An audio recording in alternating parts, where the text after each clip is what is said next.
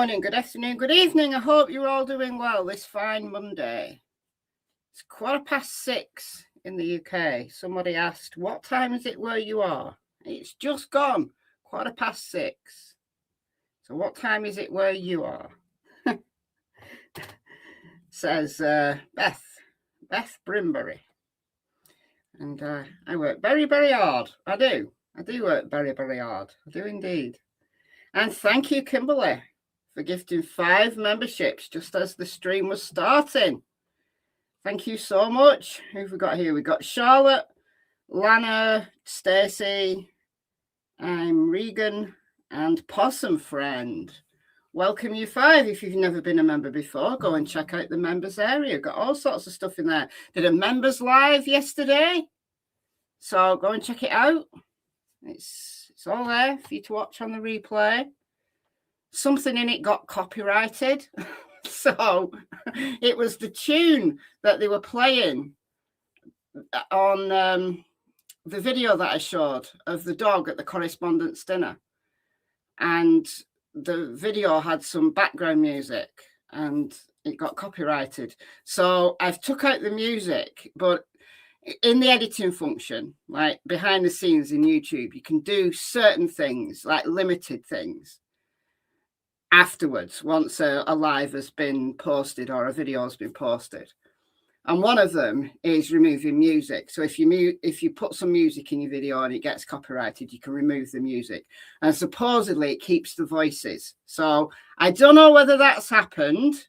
It was still processing. When I went live, it does take it a couple of hours to catch up. So yeah, if you do watch that members live on replay and there's some like gaps in it, well, that's why. But it should keep the voices and just like mute the music. Anyway, I digress. We are here to talk about the Idaho student murders. It's a long time since I talked about this case. I think I've probably only talked about it a couple of times since Brian Kohlberger pled guilty. Maybe I've talked about it a few more than a couple of times, but not for a long time. And periodically things get released. And I saw this yesterday. I think it's been released maybe 3 days, something like that. But the autopsy reports have been released. And I've been hoping that they'd release the autopsy reports. Now, they haven't released the autopsy photos. Let's be very clear. The autopsy photos are sealed, but the autopsy reports themselves have been released. And I do like autopsy reports. I'm weird like that. I like reading autopsy reports. I do have a little playlist called Autopsy Videos. So if you're into autopsy reports, I've done a few. And we're going to go through these autopsy reports. Now, this the document here, let me just make it bigger for you. This document here is what was released. And it's part of a supplemental that something to do with the discovery. So this was long before Kohlberger pled guilty, when they were preparing for trial. So there's a little bit of blurb at the beginning, which we're going to go through. And then a few pages in, the autopsy reports begin. And that's why there's so many pages, because each autopsy report is included in this one document. So we're not reading it all word for word, but these injuries, man, these injuries were horrendous. Absolutely horrendous. Horrendous. Now, look, I don't know how many people who watch my channel are still following the Idaho case, but I've always been of the opinion that Brian Kohlberger did it. I've always been of the opinion since the release of the probable cause affidavit, and then nothing that came out subsequent to that convinced me otherwise. But I do know that there has been, I watched a long crime episode, would have been yesterday, on this, and there was a little bit of talk about whether there was 2 weapons. I don't think there was, but the reason why I don't think there was 2 weapons is because I don't believe Brian Koberger had an accomplice. And the reason why I say that doesn't matter to me either way, honestly, other than if Brian Koberger did have an accomplice, somebody's got free, you know, somebody's still out there scot-free and could do it again. Obviously, that's a concern for people who live there in that area. But I don't think he had an accomplice because he didn't have any friends. He just didn't have any friends. So who would help him? I think it was his own private fantasy. And there's nothing in this that persuades me otherwise. So we're going to have a look through here and, yeah, prepare yourself. Now, I'm not going to read again in its entirety. We're not going to read all 75 pages, but we are going to go through all of the injuries. So be that your trigger warning. I'll not put trigger warning on the screen because it'll block the text. Oh, actually, I think I probably will put it on.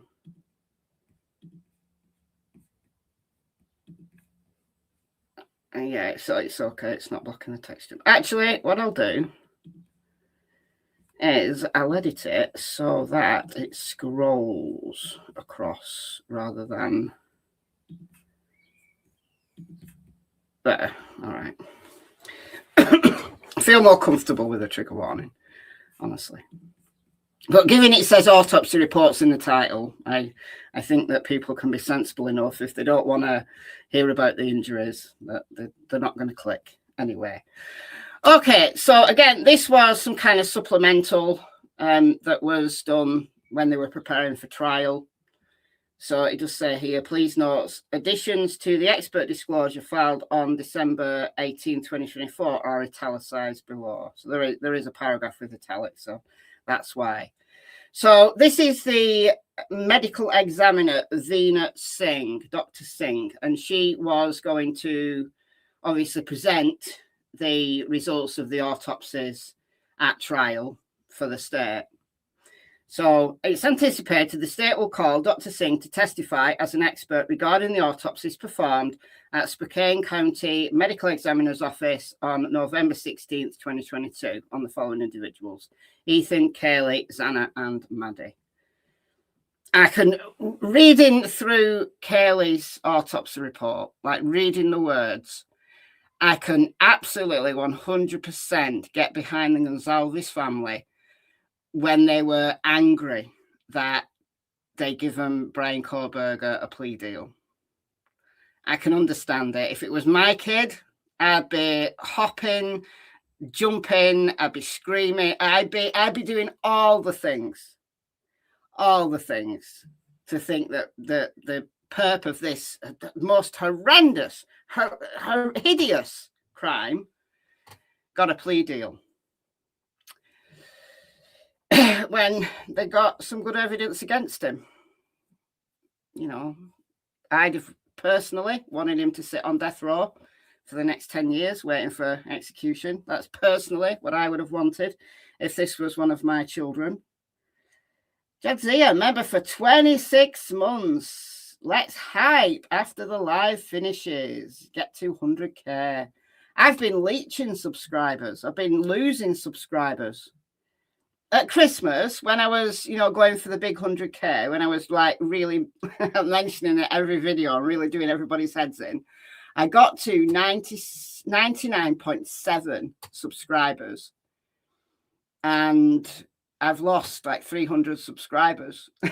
So I'm on 99.4 now. I don't know why. I've not said anything controversial. I have no idea. Anyway, this response serves to supplement the information in the autopsy reports for Ethan, Kaylee, Xana, and Maddie, attached as exhibits. Below is a summary of Dr. Singh's anticipated testimony. The Tooth Fairy, thank you so much for another $49.99. You gifted me a very generous donation yesterday, and you're here again. Thank you so much. What does that say? Super effective. Oh, thank you. Based on Dr. Singh's education, training, and experience as a chief medical examiner and a forensic pathologist, Dr. Singh will testify to performing post-mortem examinations on Ethan, Kaylee, Xana, and Maddie. It's expected Dr. Singh will testify that Kaylee, Xana, and Maddie endured a high degree of pain and or suffering prior to their deaths as a result of the injuries inflicted. It's expected Dr. Singh will testify Ethan also experienced a high degree of pain and or suffering prior to his death as a result of injuries inflicted, but to a lesser degree than the other decedents. I think that's really odd. I think that's a really odd paragraph to include because Ethan's injuries were hideous, horrible. How can you say that one set of injuries will create greater pain than others? Obviously, if they were only minor injuries, you know, a few scratches and a few bruises, yeah, you're going to have less pain. But it's just odd to say that, given that Ethan's injuries were horrific. I don't know whether, if I'd have been a member of Ethan's family, I don't know whether I'd have been upset by that or so in some way comforted by it, that he didn't suffer as much as the others. It's just odd. It's odd. Okay, so Ethan's cause of death is multiple short force injuries.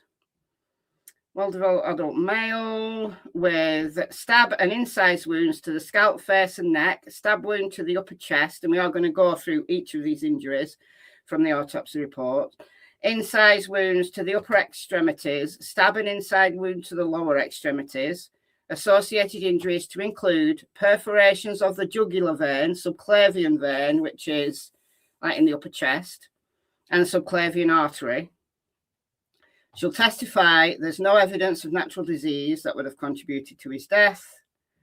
So he had blood alcohol concentration of 0.122.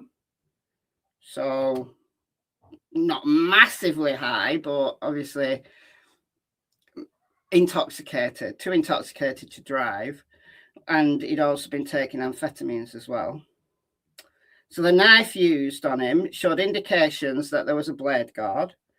She'll provide her opinion that Ethan's wounds are consistent with a single-edged knife as the source of the wounds.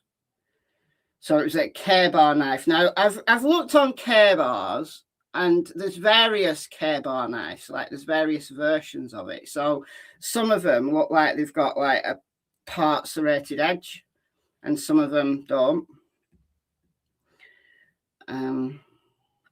Okay. So K-bar full-size US Marine Corps fighting knife. That was the sheath. So that was the model of knife. I don't know what you'd say. The type of knife that the knife sheath was. So they assume that was the knife. So, all right. So Kaylee, cause of death, multiple short force injuries. This is horrendous. Blunt force injuries to the head. Asphyxial injuries. So, I don't know. Was he putting his hand over her mouth to stop her screaming? What was he doing? I have no idea. So they were a significant contributor to her death as well. Mandy, remember, for 42 months. Part of the furniture now. Never missed a video. Thank you so much. And that's a long time to never have missed a video. You definitely are part of the furniture on this channel. So she had stabbing inside wounds to the scalp, face and neck, stabbing inside wounds to the chest, stabbing inside wounds to the upper extremities. Associated injuries include punctures to the outer table of the skull, injuries to the teeth and tongue, perforations of the subclavian artery and vein, hemorrhage into the chest cavity. Jeez. Blunt force injuries include scalp laceration, bleeding around the brain, and a nasal fracture, as well as scrapes on the nose and cheeks, bruising around the eyes, and pattern bruising extended across the lower face. Damn. And so that was bruising. So she was alive long enough for bruises to begin to develop, because you can't bruise when you're dead. Like once your blood stops flowing, then a bruise won't develop, a bruise won't appear. So she was alive for a little while. It might have been a few minutes after she got those blunt force injuries. So maybe he did the facial injuries, punched her and hit her and whatever he did first, and then stabbed her. Don't know. But it's interesting that it says there's bruising. So an unidentified object was pressed across her mouth. So I think he was trying to stop her screaming.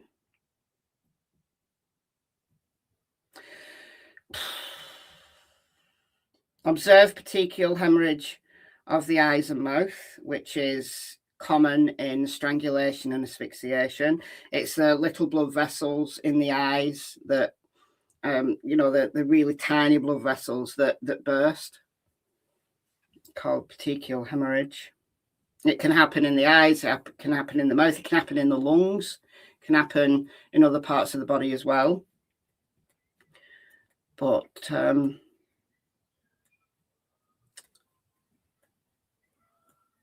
remember when I had Kyle, my youngest son, and I got petechial hemorrhage on my shoulders, and no one was holding me down or anything like that.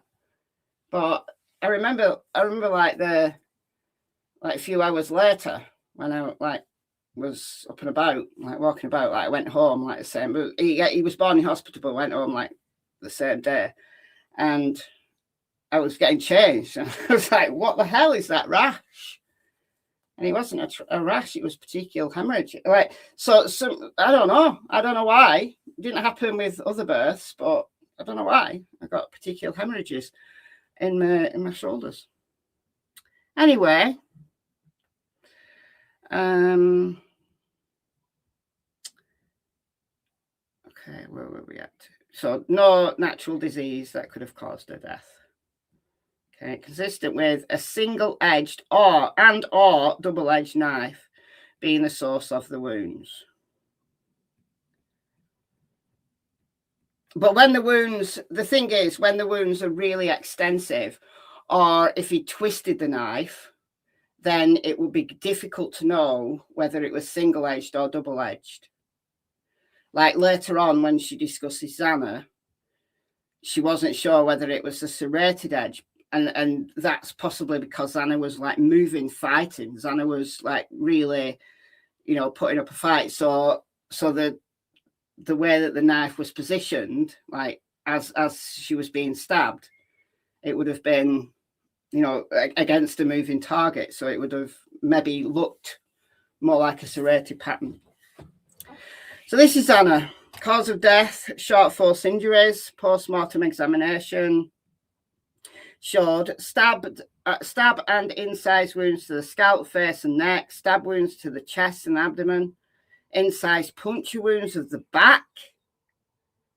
So she's running away. So I think probably that would have happened at the beginning. I think Xana confronted him, that she was maybe coming out of the bedroom to put her food stuff away, because you remember she'd ordered DoorDash, and she heard a noise upstairs. Now, whether she went partway upstairs and confronted him on the stairs, or whether it was at the bottom of the stairs, but I think she ran, and he chased her by the sounds of it, and maybe was slashing her, trying to get her as she was running. That's what that sounds like to me. If you were fighting off an attacker, you face onto them, aren't you? If they're trying to, stab you and you're loads of defensive wounds, then you face on. But puncture wounds in the back, well, that's her running, and him almost catching her. Horrendous. Incised wounds to the upper extremities, incised wounds to the lower extremities. I would imagine that because Xana and Ethan had wounds to the lower extremities, so the legs, I would imagine that they were kicking. Like if Xana ended up on the floor, then she'd be kicking him. So that would be defensive wounds. And Ethan was in bed. So I would imagine that that's defensive wounds as well. I would imagine.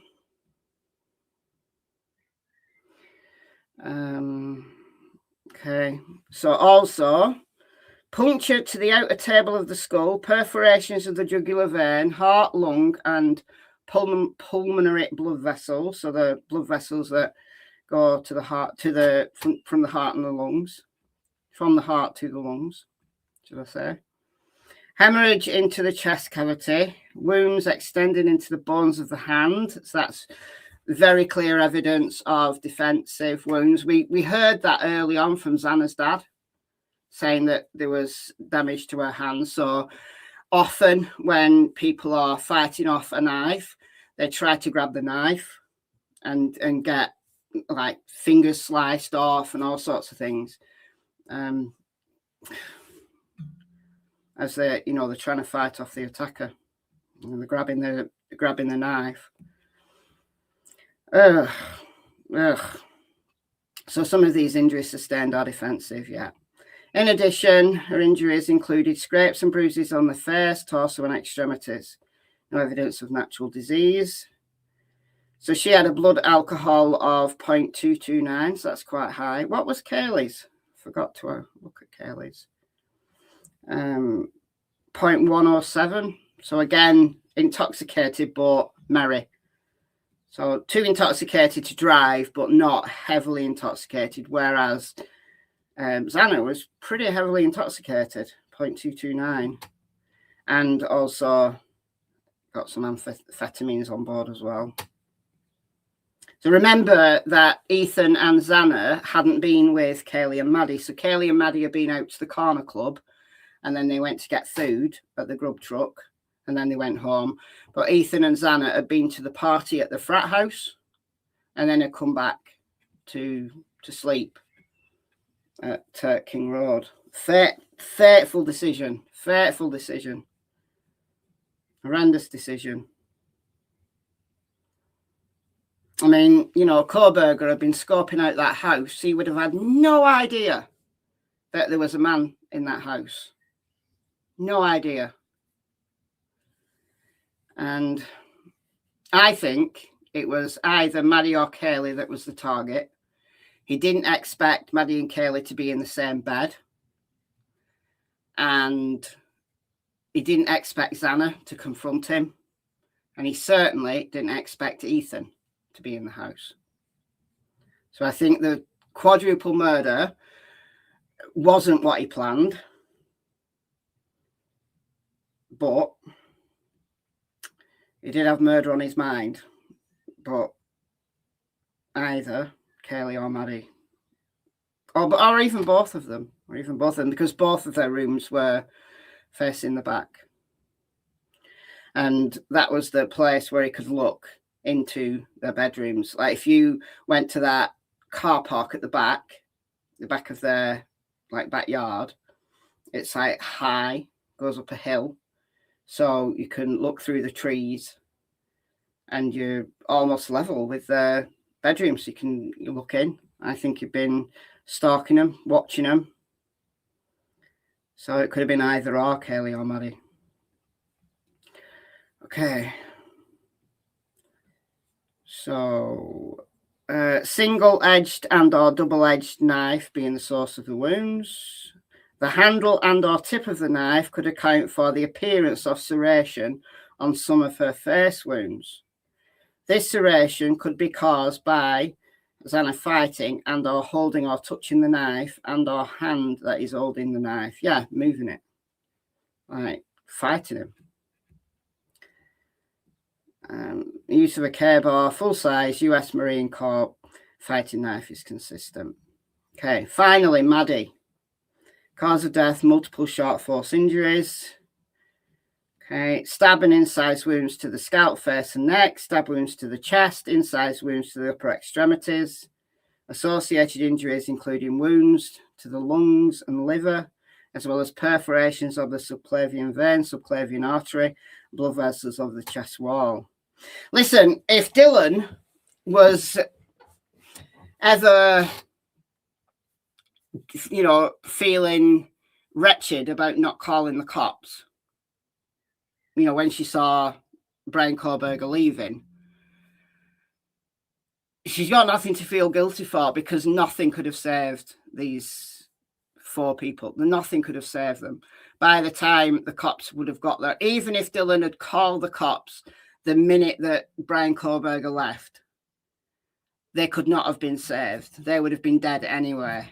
I don't know whether that's any consolation to Dylan at all, but these injuries were that extensive. These people were bleeding out. I would imagine that Maddie and Kaylee were dead by the time Brian Kohlberger left. And certainly Xana and Ethan would have been dead by the time the cops got there. That's assuming that he went upstairs first, which I think he did.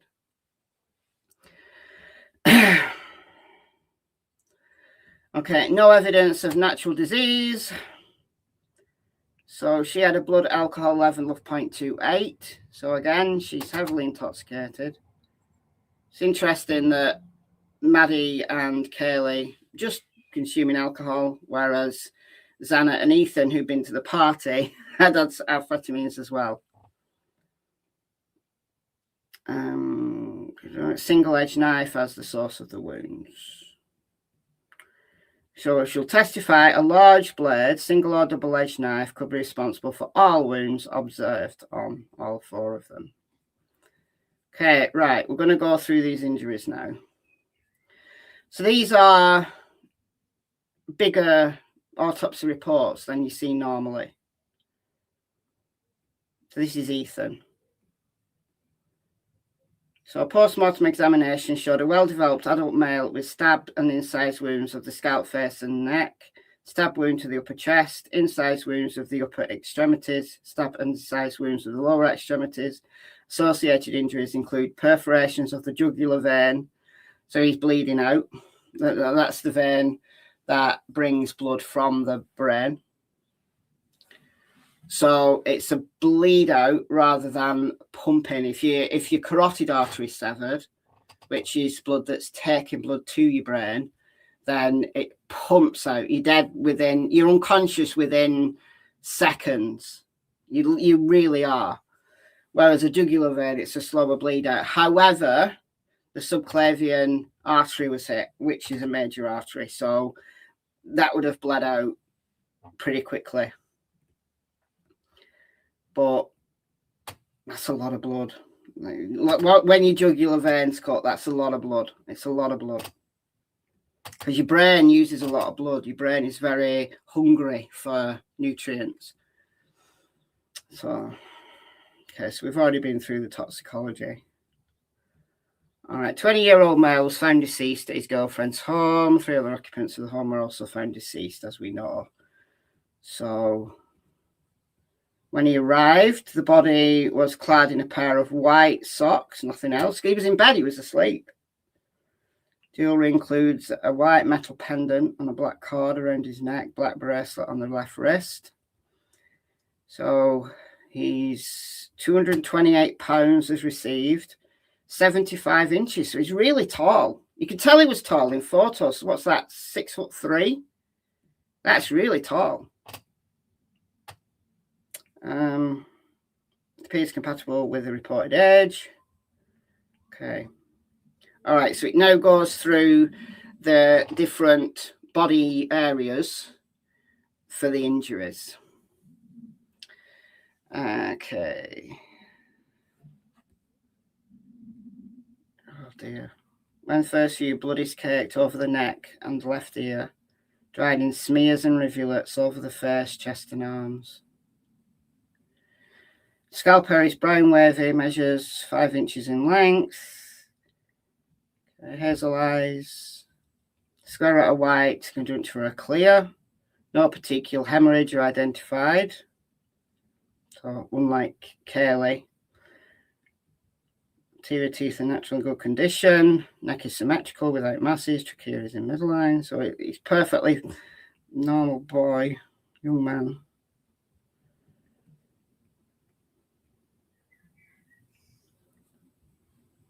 Evidence of injury.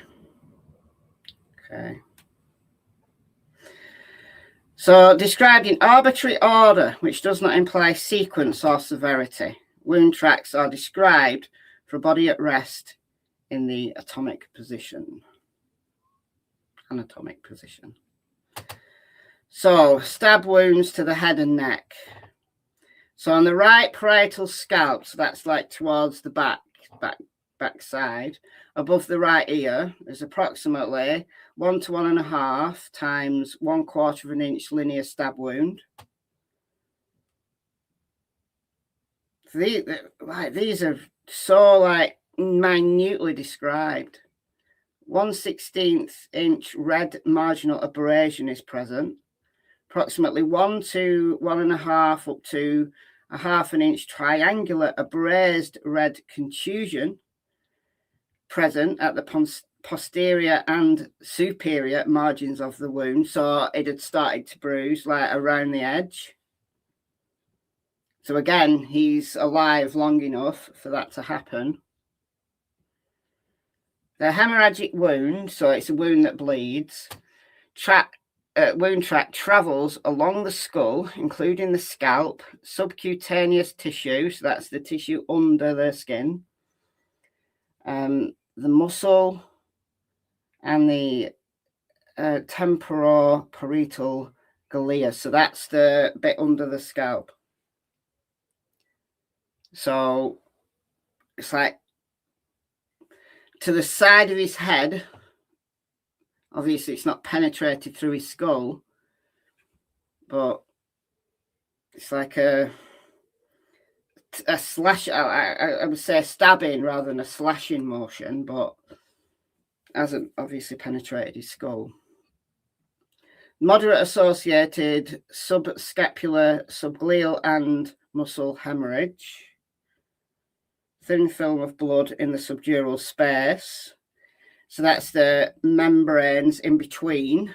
You've got the scalp on top, then you've got the skull, and you've got the brain, and there's membranes in between the skull and the brain. These membranes protect the skull, to protect the brain. So subdural space is the space in between the membranes, just underneath the skull. So it's sufficiently, the stabbing is sufficiently, it's not broken the skull, but it's sufficient to have caused injuries underneath the skull. So the wound track travels from the decedent's back to front and downwards to a depth of approximately 7 inches. So that's like a slash. It's like traveling down. Oh, dear God. Okay. Left parietal scalp. So above and behind the left ear. So this is on the right-hand side. So now we've got this on the left-hand side. So I think it's probably as he's moving. Like you've got this one wound, that's a stab and then a slash, and then he's moved to the other side. Approximately 2 by 3/16 of an inch. Curvilinear incised wound with undermining extending anteriorly. Extending exteriorly. I need the diagrams to picture this. Like, I know that they're obviously the photos are sealed, and rightly so. But it would have been nice to have the diagrams to be able to picture what this looked like. Because what they do in an autopsy is they have a diagram, like a standard diagram, and then they mark on every external injury on the diagram. So I think they must be part of the sealed portion. even though it's not, it's not a photograph, it's a standard diagram of just like a outline of a body. You've probably seen them yourself. Okay, the hemorrhagic wounds, one that bleeds, travels across the skull, including the scalp, some cutaneous tissue and muscle. Moderate associated. Okay, so it's similar on the left side, that you've got this big stab and then kind of a slash movement on the right, and then a stab and a slash movement on the left that's hard enough to have damaged underneath the skull, but not, obviously not pierced the skull, not broken the skull. Okay, number 3, lateral left cheek. So the side of the left cheek, anterior to the left ear, so in front of the left ear. 1 by 3/16 of an inch linear stab wound.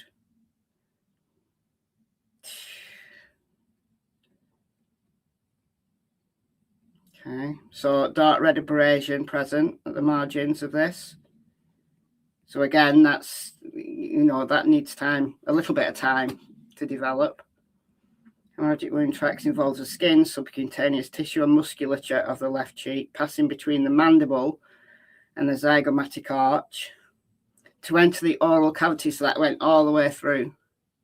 So obviously you've got a lot of soft tissue on your face, so it's pierced probably underneath the cheek into the oral cavity, into his mouth. God. So left to right, downwards. So from the cheek down to the oral cavity. Good grief. All right, so I think this is one of the ones that would have been potentially life-ending. Left neck, gaping 1 to 1/4 times 1/2 of an inch linear stab wound, oriented from 10 to 4 o'clock. 10 o'clock end is squared and 4 o'clock end is sharp. Hemorrhagic wound tracks involves the skin, subcutaneous tissue, superficial and deep musculature, and left internal jugular vein. So that's a bleed out. That is a bleed out. That's going to end his life. You'd have to have somebody right there. You'd have to have a paramedic there right then to have any hope whatsoever of saving his life. Once you get a jugular vein bleed, then it's a slower death than the carotid artery, which pumps out and you're unconscious very quickly. Jugular vein bleeds out, but it's a life-ending injury. That is a life-ending injury. So abundant associated soft tissue hemorrhage, left jugular vein is perforated. There you go. And then goes on. So that's those to his skull and to his cheek. They're not life-ending. This is the one that's the life-ending one, that's pierced the jugular vein. But there's more. So on the left subclavian skin is a gaping 2 to 2.5 inch by 1 inch linear stab wound, oriented from 9 to 3. Okay, showing approximately 4.25 inch linear incised, a braided tail extending laterally to the anterior left axilla. So it's the front of his chest, or where your collarbone is, around that area. So it involves the skin, the subcutaneous tissue, superficial and deep musculature. Okay, confluence of the left anterior jugular and subclavian veins, left subclavian artery. So that's also a life-ending injury. You get a piercing of the subclavian artery, you're going to get some pumping out or bleeding into the chest. Abundant associated soft tissue hemorrhage. Clotted blood is visible at the base of the wound. So the fact that the blood's clotted is interesting. left interior jugular and subclavian vein, left subclavian artery perforated. I'd like to know the nature of that clot, but it's not going into that much detail. So from the decedent's front to back and downwards to a depth of approximately 4 inches. So it's pierced in 4 inches into like the top area of the chest, like not as low as the nipples. So in between the neck and the nipples, I would say, that area.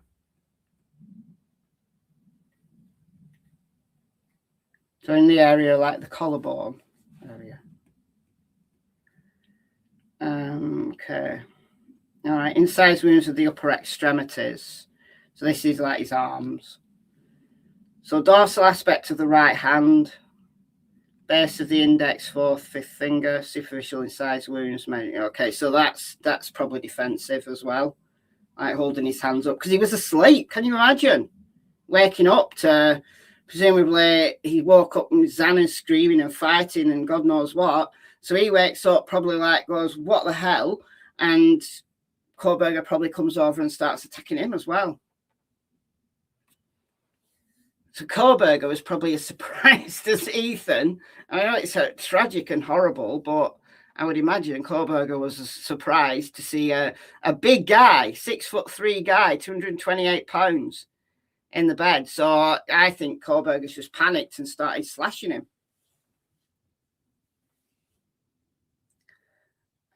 So I think that's probably defensive.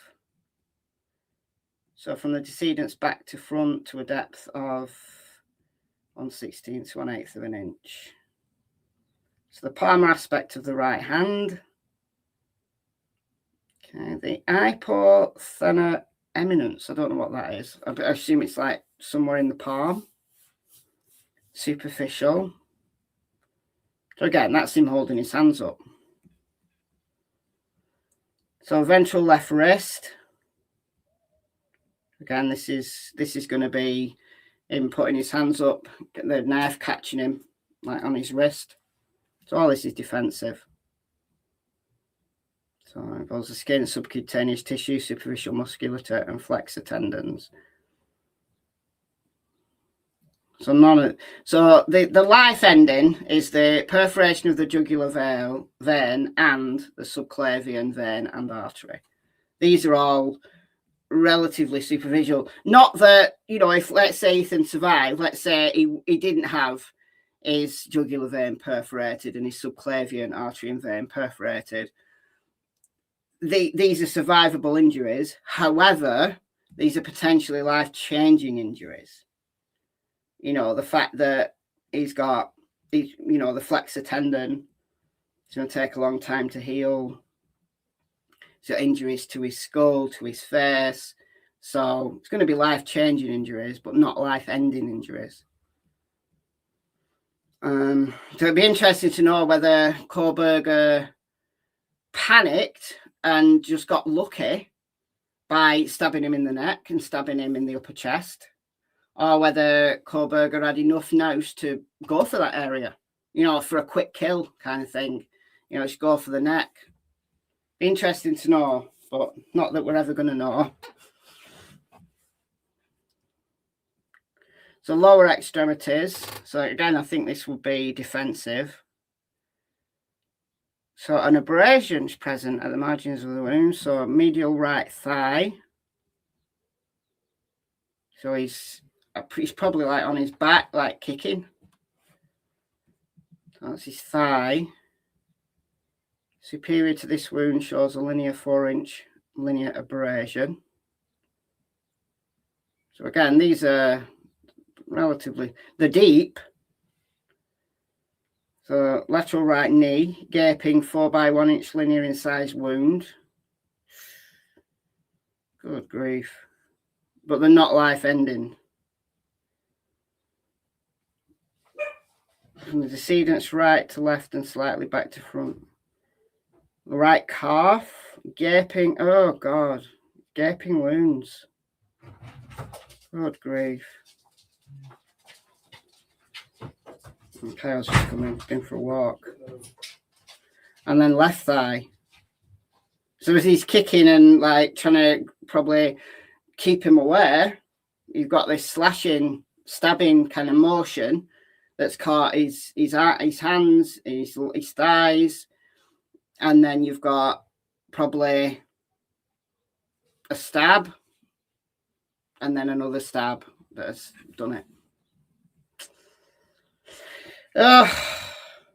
Okay, so based on the characteristics of the least distorted wound, the findings are consistent with a blade approximately 5/32 to 3/16 of an inch in thickness. That's very specific. 5/32. I don't even know how to say that. 5/32. So it's like 2.5/16 of an inch. That's very specific. So no blunt force injuries.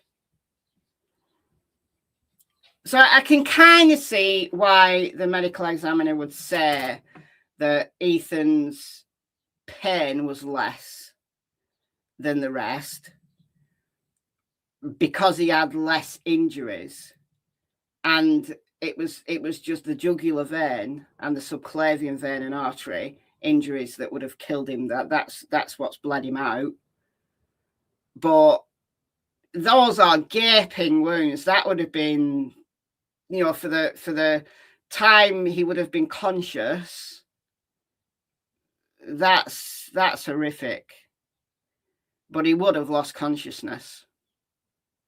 The subclavian artery would pump. That would do it. All right, so then it just goes into like a normal, I guess you would say, autopsy report, going through the different systems. And there's absolutely nothing wrong with this man. He's a fit, healthy, perfectly healthy young man. Nothing wrong with him at all. So I'm not going to read all the normal stuff. But it's very, very thorough. I mean, this is probably the thoroughest autopsy or set of autopsy reports I've ever seen. Now, autopsy reports don't always get released. So, you know, it might be that there are many, many, many, many really detailed autopsy reports that just don't happen to have got into my possession. But the amount of work that's gone into this is pretty it's horrific. So that's the toxicology report. So we know that he's positive for alcohol and amphetamine. All right, this is CHORLEY. This is some graphic, horrendous. Oh shit! Oh dear. Again, if I'd have been a member of her family, and I've hit the roof and I'd never have come down, I'm telling you, to know that he got a plea deal. I can see why they are so angry about that. So multiple short force injuries, blunt force injuries to the head, asphyxial injuries, and then toxicology. She was positive for alcohol. She was merry, but she wasn't heavily intoxicated. 21-year-old female. Okay, so stabbing size wounds of the scalp, face, and neck. That's more than 24. 24 plus. So 24 that could be counted. You know, because once wounds start bleeding into each other, you don't know whether it's one wound or two wounds or whatever. Stabbing inside wounds to the chest, 11. And then 3 stabbing inside wounds to the upper extremities.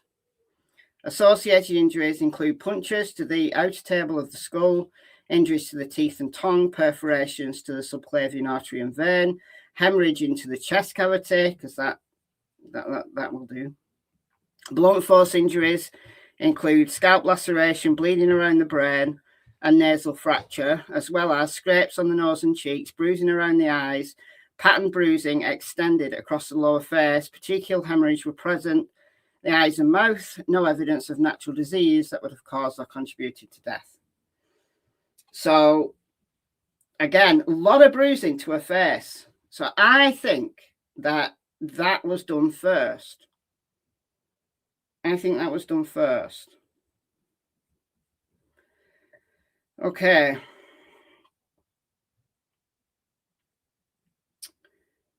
So, black t-shirt, grey and black fleece pajama bottoms, grey footy style sock, which is partly on the left foot. T-shirt is bloodstained. Okay. So 168 pounds is received, 64 inches, so 5'4". All right.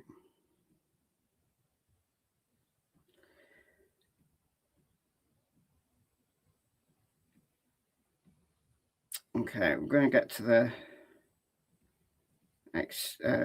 injuries here. Evidence of injuries.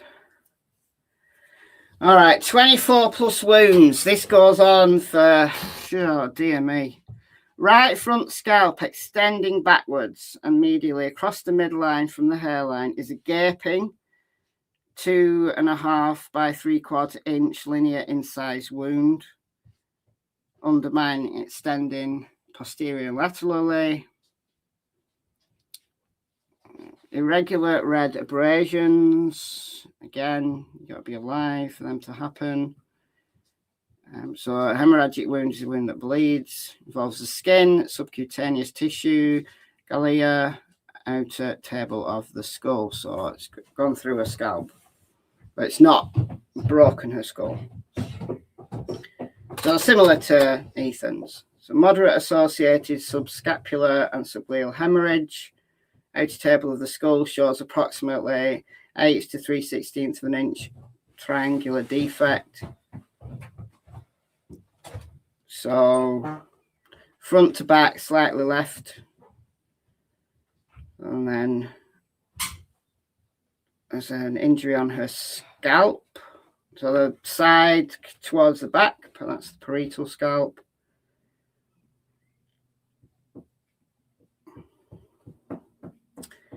And then another one on her scalp.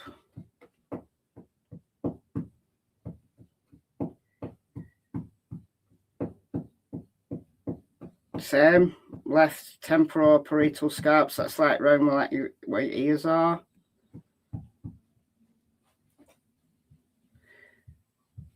So it's interesting to know what he was doing with all these injuries. Like 24 plus injuries. And this is like frenzied. Like to her head, to the sides of her head. And you have to assume that this was with a knife, because these are, you know, stab wounds, and some of them would be like a stab slash, but frenzied, like really frenzied. So left superior occipital scalp, so that's kind of towards the back, kind of up towards the back.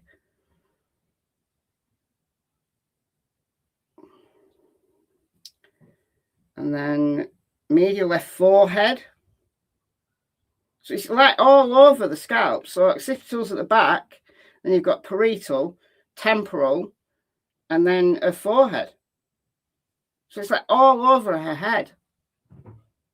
A regular tan abrasion is present at the margins of this wound. So again, you've got the beginnings of bruising.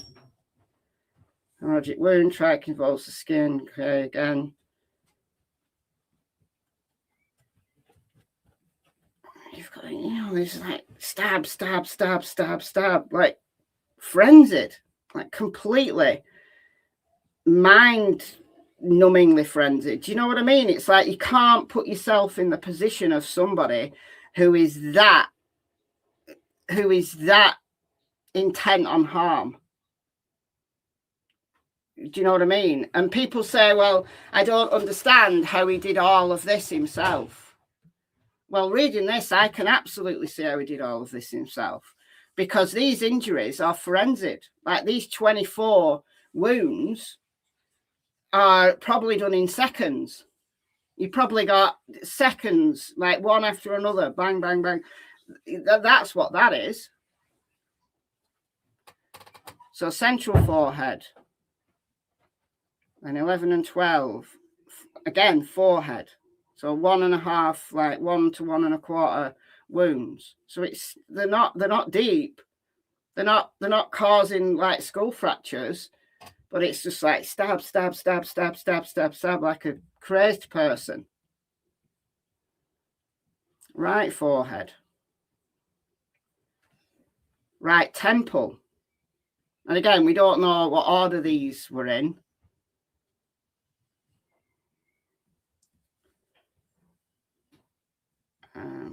Tip of the nose. So again, linear incised wound. This is with the knife.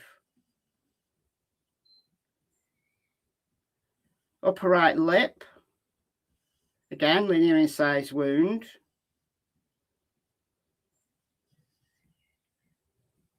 The left cheek. Cluster of at least 5 stab wounds to her left cheek. I mean, this is somebody who has completely lost it. You know, when I said that with Ethan, the wounds were life-changing, but not life-ending, other than the two, the jugular vein and then the subclavian vein and artery. And was that luck or was that design? That he had the amount of nous to target his neck and you know, target the area of his carotid and jugular veins to get a kill, you know, just to end it. But this is completely different. This is frenzy. This is really intense hatred. This is completely different than Ethan's. Ethan's, to me, feels like he's completely surprised that Ethan's there.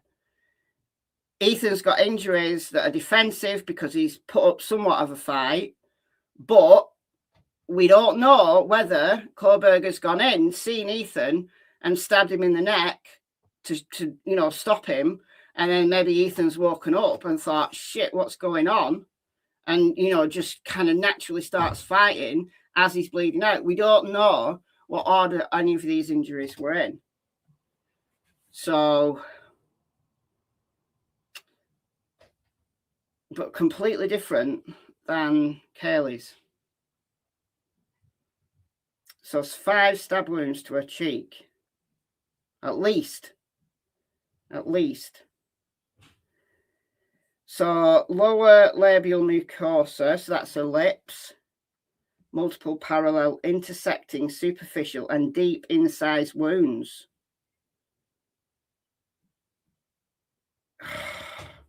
Resulting in curled strips of oral mucosa and exposed oral musculature.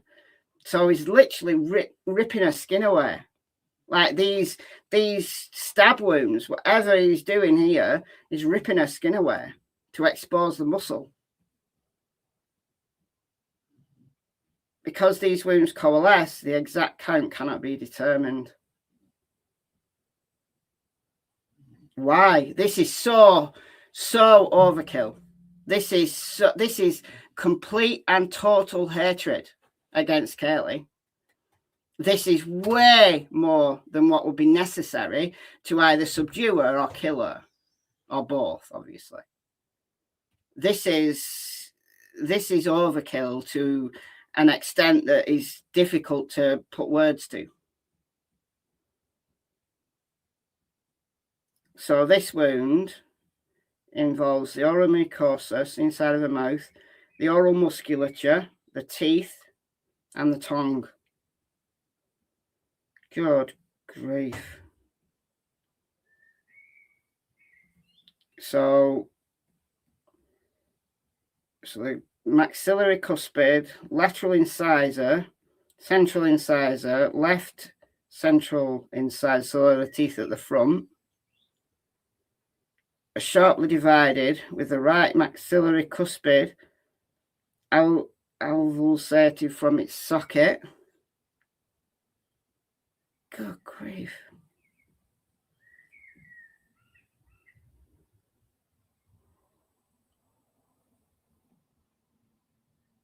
So he's like been, I don't know whether that's with a knife, like stabbing at her mouth. I think it is, because the tongue shows numerous sharp force defects. Like, you can obviously knock somebody's teeth out by punching them, but this is like she's being stabbed in the face. Oh, grief. 2 fragments and clotted blood are admixed with in the oral cavity. Grief. And then the anterior neck, the front of the neck, 2 gaping curvilinear incised wounds in a somewhat irregular edges, undermining extending, blah, blah, blah. 4 inches in length and up to 1 inch in width.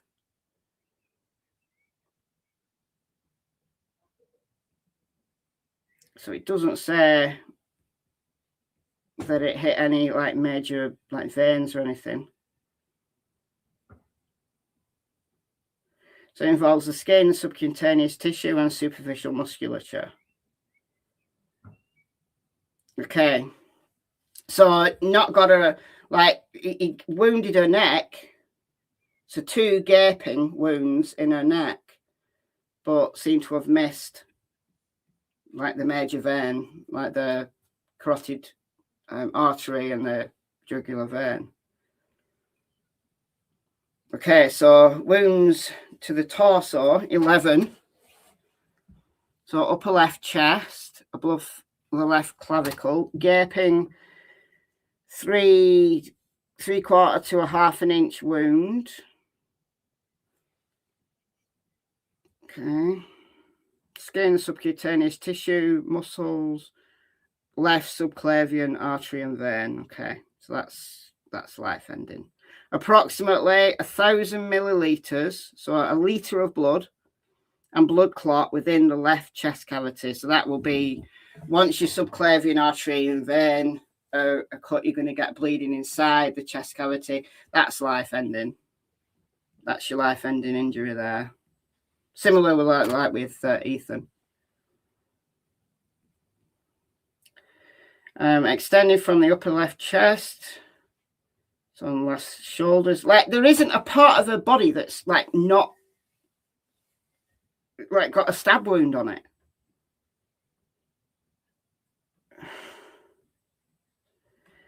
So again, left chest above the left breast.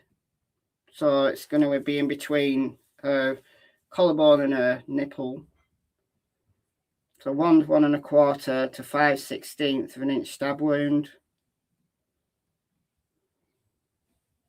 So the intercostal artery and vein are incised. So those are the some of the arteries and veins that supply the in between the ribs, intercostal. Abundant associated soft tissue hemorrhage.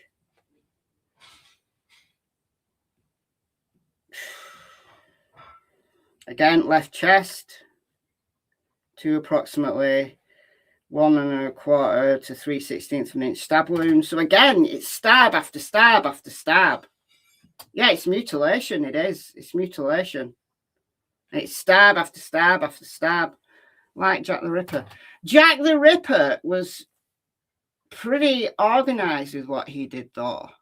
I can't say that Jack the Ripper was completely frenzied, because he was very purposeful in the body parts that he injured. Whereas this is stab after stab after stab after stab. This is just hatred, this. This is what this is. So what Kaylee had ever done to him, if anything, or what he thought she'd done to him, who knows? But this is dreadful. You don't do this to somebody if you just want to end their life. You don't do this to somebody if you just want to sexually assault them. You do this to somebody when you absolutely lose it and you hate them so much, you're completely and totally frenzied. That's when you get really over the top injuries like this. This is telling me a lot about this crime that I didn't know before. And I've always thought Maddie was the target, or maybe both of them. But the way that Kaylee's been mutilated, it makes me wonder whether Kaylee was the target. Or whether she got his hate in that moment because she was in the way. Like, if his target was Maddie and he wanted to, I don't know, essay or torture or whatever Maddie, and she was in the way, then that's why he just absolutely hates her, because she's in the way. I don't know. But this is something else. This really is something else. It just goes on and on and on. So on the right chest, so in the right breast area, gaping approximately 1 1/4 to 1/2 inch stab wound. So again, another stab wound. So involving the 3rd intercostal space, 4th rib, and 4th intercostal space. So he's damaging the lower lobe of the right lung. So he's got the lung. And we'd heard from Steve Gonsalves that her lungs were pierced, that he'd got her lungs.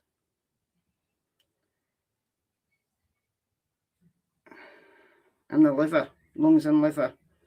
So this is brutal. Absolutely brutal.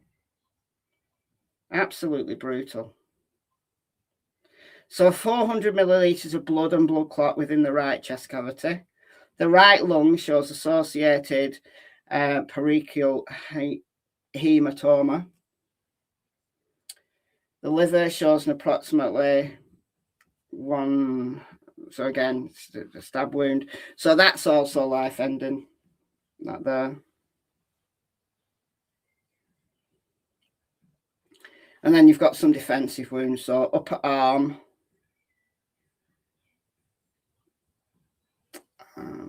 again, upper arm, left elbow. Okay. Whew.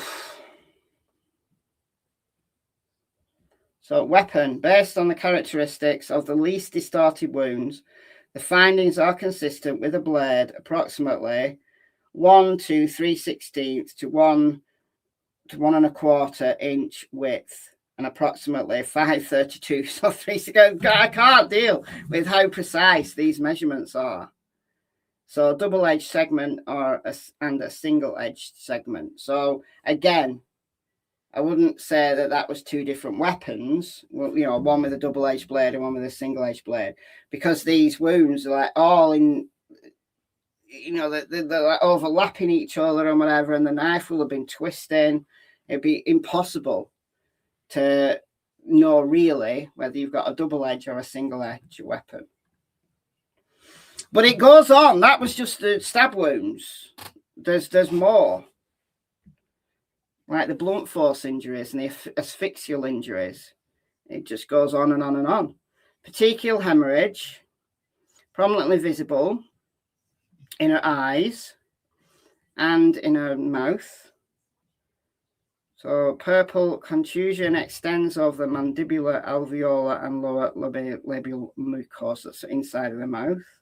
Bridge of the nose, irregular dark red abrasion. So I don't know whether that's because he's punched her in the nose, or maybe he's hit her with the knife, or hit her with the, you know, the blunt end of the knife. So nasal blown for whatever it hit her with, broken nose.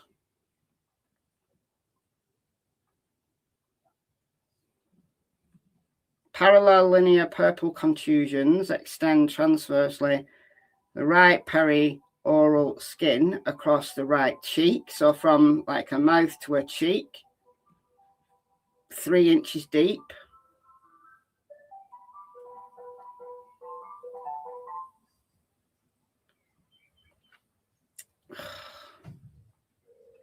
Unbelievable.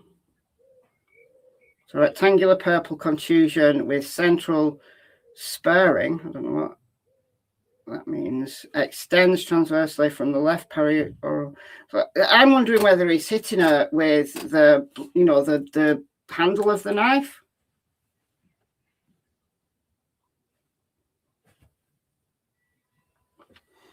Were there any wounds to the privates? No, there wasn't. No, there wasn't. So occipital scalp. So we've got lacerations here. So again, we don't know whether that was with, because he's hitting her, or whether it's with the knife. So midline upper back. Superficial abrasion. So I think these are all defensive to her hands and fingers. But just this is the rest of the autopsy report, which perfectly healthy young woman. And I'm not going to dwell on this, but there's no evidence of damage to her privates at all. So no.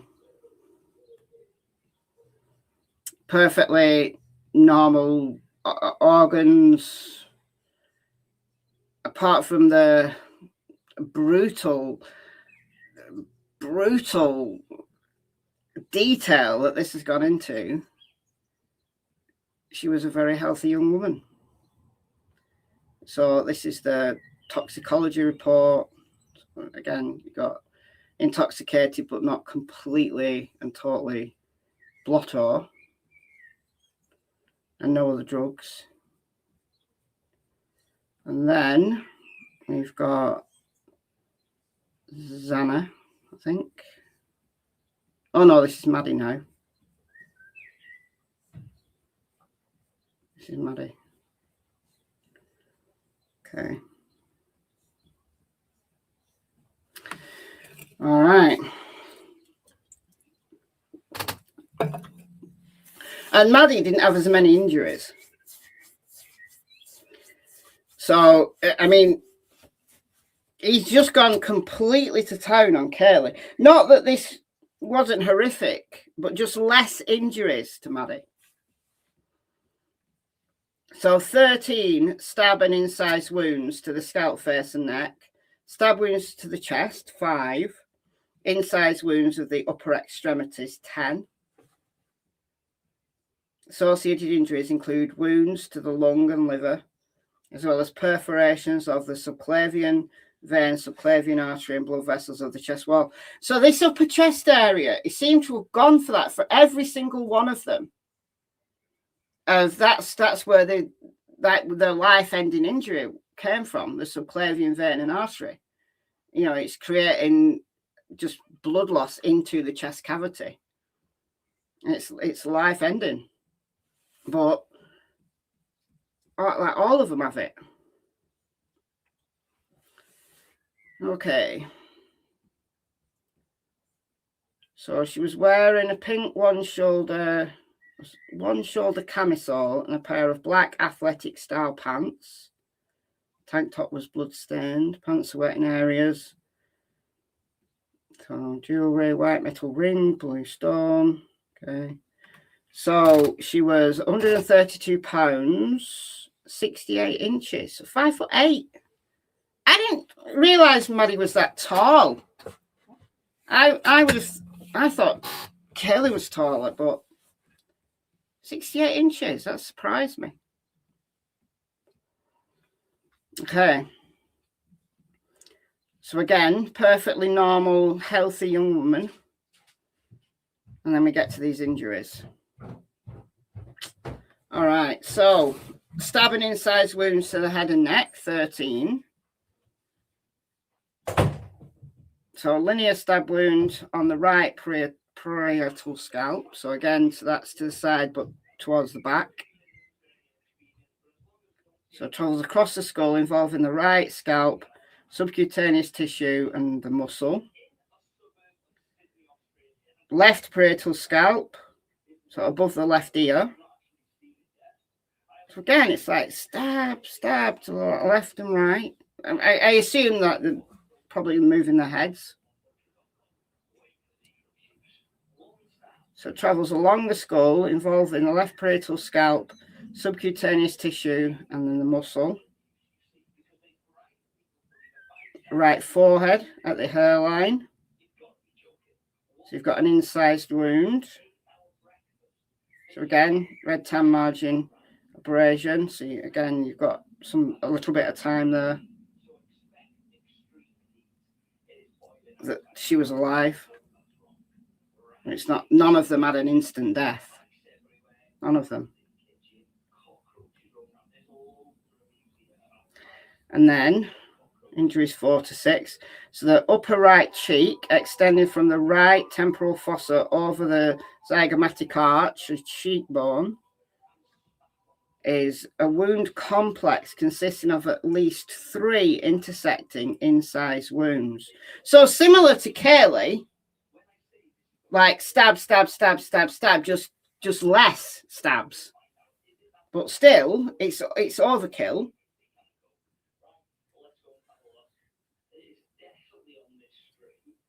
And if they were both awake and both fighting him, then you would assume that he's just maybe stabbing random, like frenzy, but stabbing like randomly. But why? Something seriously wrong with people like this.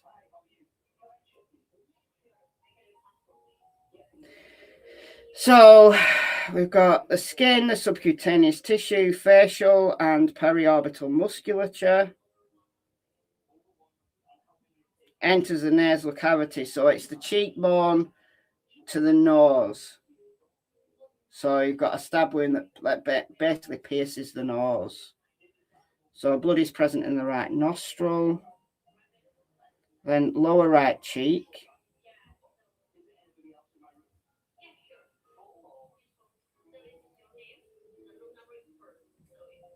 So again, stabbed her like entered into the oral cavity, into the mouth.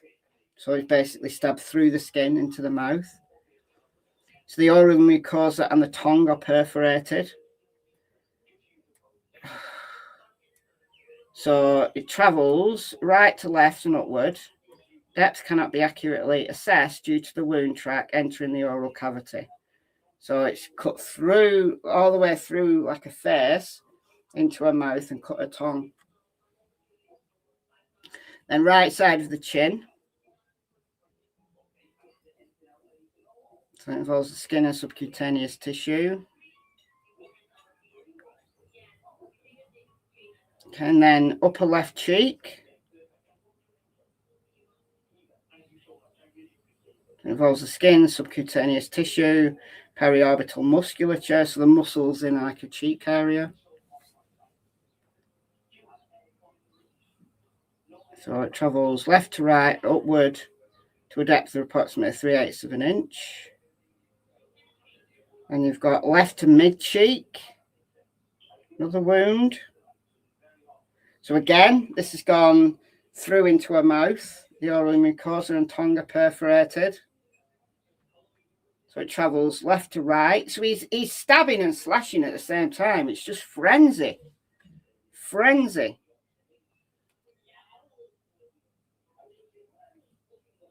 So, and now we've got the anterior neck.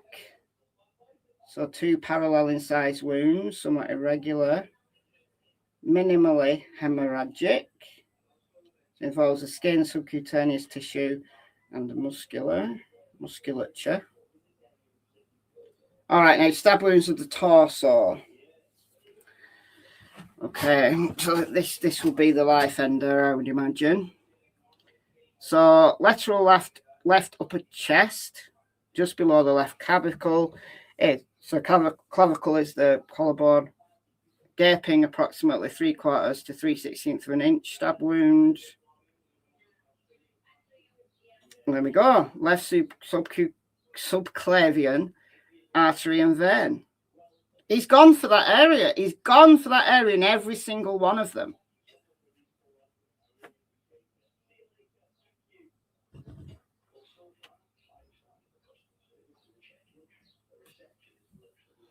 Just Googled pic of them in flat shoes and they look about the same height. Wait to me, therefore some. Yeah, I don't think Maddie was 5'8". If anything, I think Curly was a smidge taller and a smidge heavier. But yeah, I mean, look, they've been dead 3 days by the time these autopsies were done. So I don't really think that changes height that much anyway, but maybe, I don't know if it does or not. All right, so what have we got here? So this is life ending. So again, you've got this bleed in. So when we say bleeding out, it's bleeding out from an artery in a vein, but it's bleeding inside the chest. So approximately a litre, 1,000 millilitres is a litre of blood and blood clot within the left chest cavity. So that's the life ender there. And it's the same in all of them. He's gone for the same area. Like, amidst all of this frenzy, he's still gone for the same area. Like, if you're just going to go in and stab somebody, why do you need to mutilate their entire face in doing so? Unless you really, really hate them, or you're really, really screwed up, or both. Okay, so what else have we got here? Left upper chest, just left of the midline. Another stab wound. It involves the skin, subcutaneous tissue of the left chest, vessels of the first intercostal space, and left lung apex. So again, we're in the area of the lungs. So it's gone all the way through to the lungs. The upper lobe of the left lung shows focal peritoneal hematoma. The wound track travels from the decedent's front to back to a depth of approximately 2 inches.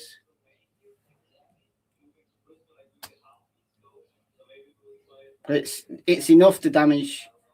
So it's not pierced the lung, it's not perforated the lung, but it's caused damage to the lung. I imagine it's probably the force of it. So upper left breast, 2 gaping linear stab wounds measuring approximately 1.5 to 1/2 inch to 2 to 7/8 of an inch. So it involves the skin, subcutaneous tissue, and musculature of the left chest, the second and third intercostal space, upper and lower lobes of the left lung. Okay, so we've got a bigger wound now that has actually damaged the lung. The left lung's perforated. So from the front and the back, associated with peritoneal hematoma. Why do medical words have to be so difficult to pronounce? The intercostal vessels are disrupted. Yeah, because it's gone through the ribs. It's gone through, like, the intercostal space is the space in between the ribs. So there's like muscle there and blood vessels and stuff. So it travels front to back and downward to a depth of approximately 8 inches. So, like, that is so deep. I mean, how big are these knives?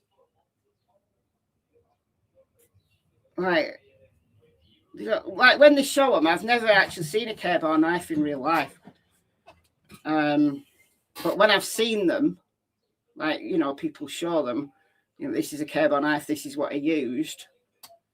They do look like they've got a decent sized blade, but 8 inches. So that's really that's all the way, I would imagine, all the way down to the handle. So lower right chest. So again, another stab. So the second intercostal space, third rib, third intercostal space, lower lobe of the right lung. So again, more bleeding, 300 millilitres of blood and blood clot within the right chest cavity. So you've got a litre of blood in the left chest cavity, and then you've got 300 millilitres in the right chest cavity. And also the liver has been damaged. So it's the same with Kaylee. Her liver and lungs were damaged. So Kaylee and Maddie had very similar injuries, but Kaylee is just more of them. And he'd really, really gone to town on Kaylee. I mean, maybe just Kaylee was maybe swearing and like trying to fight him, and you know, maybe she put up more of a fight than Maddie. I don't know, and that's why she's got more injuries.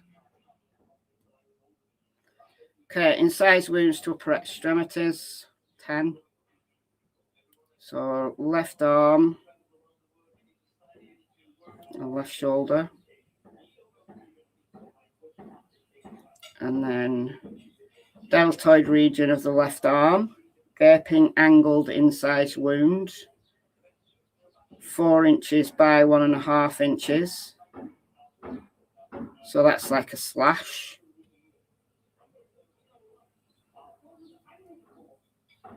And then left forearm. So these will be defensive wounds.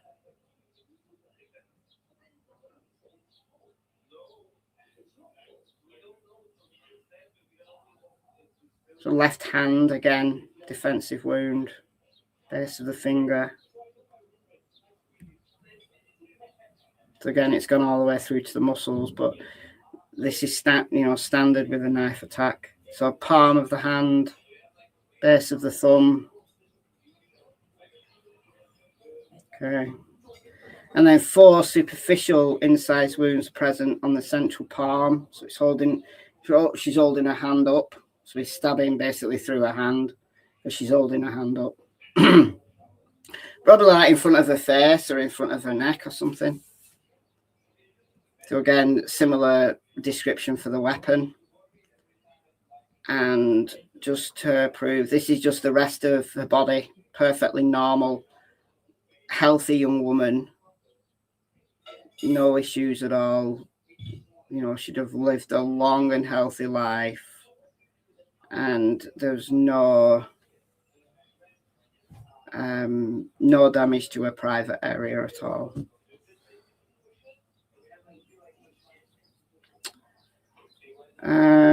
Okay, toxicology. So we've already ascertained that she was heavily intoxicated, 0.28, but no drugs. So that's that. So the last one will be Xana. Okay, and this is brutal as well. And I expected this. I expected Kaylee's to be really brutal and Xana's to be really brutal because of what the dad said. Like Steve Gonzalez has been very outspoken about Kaylee. And right at the beginning of the case, Xana's dad spoke out as well, saying that she fought. I don't know his exact words, I'm paraphrasing, but basically she fought like hell. And she totally did. She totally did. All right, so 20 years old. So 2.29, 2.229. No, not 0.229. Good grief. Blood alcohol, so that's pretty high. And a little bit of amphetamine as well. All right, so they've been to a party. All right, so she was wearing a blue long-sleeved pullover sweatshirt and a pair of tan thong-style underpants. So she just basically put on a sweatshirt to go and get the DoorDash, eat her food. I bet she was going to go to bed. And instead, this utter brutal attack. So she's 150 pounds, 5'7". Again, I always think of Xana as being really small because I see her by the side of Ethan. But Ethan is 6'3", so 5'7" against the 6'3", then she looks like a tiny person. But actually, she's not tiny at all. Okay, so again, perfectly normal, nothing wrong with her at all. And then we get this utter brutalization. And this is really bad, really bad. Okay, so 23. Again, this is frenzied, but I think it's because you didn't expect her to be there. She's fought him. She's run into the bedroom, I think, and then she's tried to fight him. And he's just gone berserk. He's another berserker. So stabbing incised wounds to the head and neck, 23.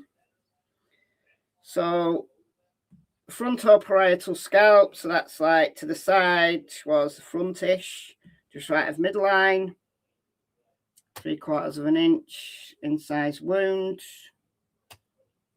So it's gone all the way to the outer, like the skull. So downwards, like on top of her head. So right posterior parietal scalp, so side but towards the back. Again, it's gone all the way through to a skull.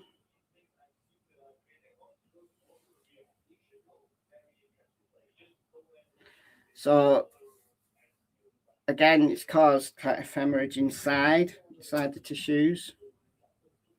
This is very similar. So left to right and downward. So I don't know whether that's like he's over her. I don't know whether she'd still be standing at that point, maybe. Like, because it's like down on her head. I'm wondering whether that's when she's standing. Then we've got right temporoparietal scalp. So that's again on the side, so above the ear.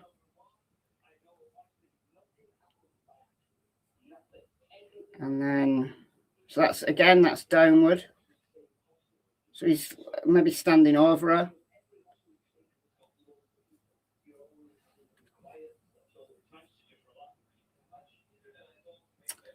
And then we've got left posterior parietal scalp. Irregular wound edges. So she's moving. I think she's fighting at this point. Wound tract involves the scalp, again, into the skull. And then just left of the midline, a wound complex consisting of at least 2 intersecting linear incised wounds. So dark red margin, abrasion. So again, she's got to be alive for that to develop. So none of them died really quickly. It wasn't instant at all. But they bled out or bled into the bodies. Okay, so we've got then left anterior parietal scalp, set of at least 3 linear incised wounds.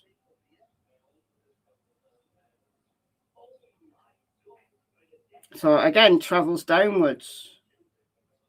So I think he's standing over her and like stabbing her. Maybe she's still standing and he stab. I don't know.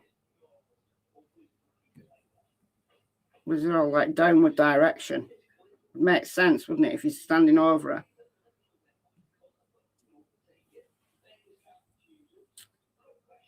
Central forehead. So 3 intersecting. And again, it's a lot. It's a lot together, like 23. And I bet these 23 different injuries occurred within a very rapid succession.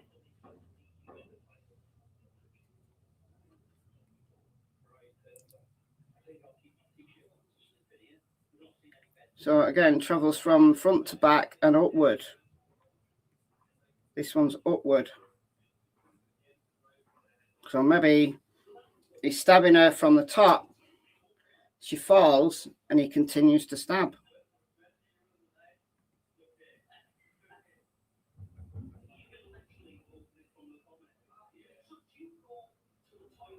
Then we've got left eyebrow.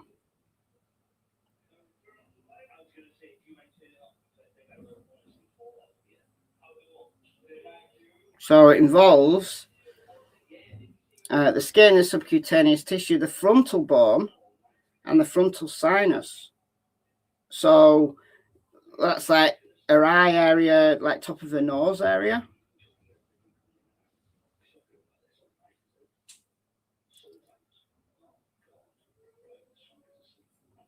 The lungs show diffuse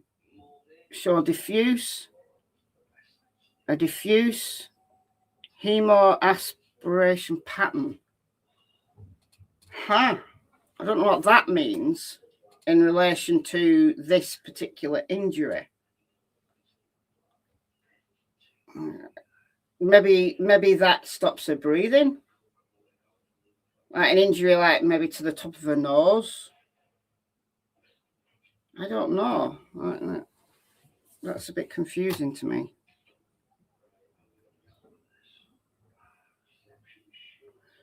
Okay, right. Okay, so it does. It does. So depth cannot be accurately assessed due to the wound entering the sinus cavity. So actually inside her nose. Aspiration. Hemoaspiration pattern. So is that her breathing in blood? Hemoaspiration. So hemo is blood. So the knife has gone into her sinus cavity, so into her nose, and she's basically breathing blood then into her lungs. That kind of makes sense, doesn't it? That's horrific. That's horrific. Yeah, hemoaspiration pattern. So yeah, I bet that's what that is.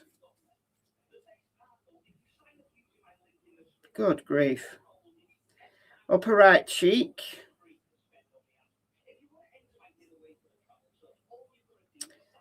Jeez. So 2 inches, superficial linear incised wound extending from the temporal fossa to the periorbital skin. So again, that's into the muscle. Lower right cheek.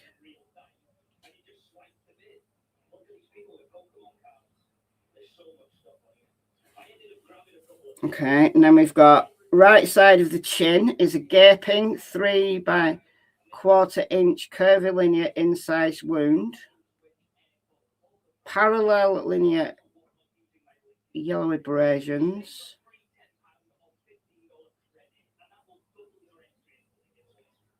So minimally hemorrhagic wound. So into the muscles of the face. The mandible is exposed at the base of this wound. So the jaw. So again, like with Kaylee, it's been so frenzied. It's basically pull the skin off. The skin lateral to the wound shows approximately 1/8 to 1/16 of an inch yellow abrasion. Then we've got upper right neck, linear stab wound. So skin, subcutaneous tissue. The right exterior jugular vein. Okay, here we go. So that's a bleeder. And a superficial and deep musculature of the neck. So loads of wounds to her face and her head. And then you've got breathing in blood into her lungs. And then you've got this jugular vein perforation, which is you're bleeding out. That's a lot of blood. So both Ethan and Xana had jugular vein perforation, which was going to bleed out a lot of blood. And we saw coming from their room, we saw the blood on the outside of the house, didn't we? Remember? Like the house itself was bleeding, like horrific. And you can understand why, given these injuries. So we don't know whose blood that was, whether that was Ethan's blood or Xana's blood. But that room, those 2 rooms must have been like a scene of absolute total slaughter. No other way to describe it. So abundant associated soft tissue hemorrhage, internal jugular vein is perforated. Okay, so there we go. It's a life ender. And then we've got lower left cheek and upper left neck, 3 superficial linear incised wounds. And then we've got right maxillary central incisor. So one of the front teeth has been sharply divided. So slashed a tooth, divided a tooth. It's insane. It's insane. Like the amount of force that must need.